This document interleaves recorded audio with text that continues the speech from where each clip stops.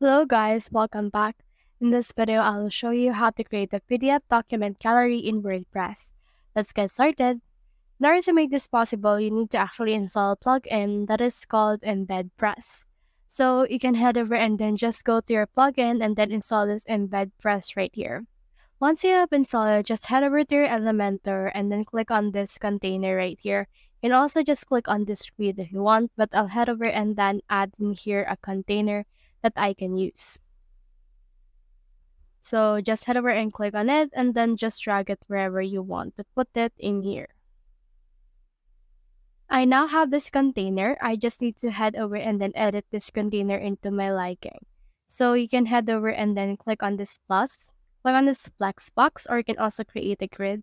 But for me, I'll head over and then click in here the grid and then choose in here the grid type, which is this one. And now I have 6 containers on the same grid. So I have in here the 6, so you can head over and click on this plus icon right here, and then it will open the widgets. So in here, just search in here for PDF, and then just add in here this embed press PDF right here, and then drag it from in here. Now, another thing that you can do is you can just head over and drag this on the second one as well. So let's head over and add this to all of this box that we have. Now I'll just proceed to add the last PDF right here, and then once you have added that, you should be able to see in here this general option wherein you can see in here your document type or URL that you want to upload.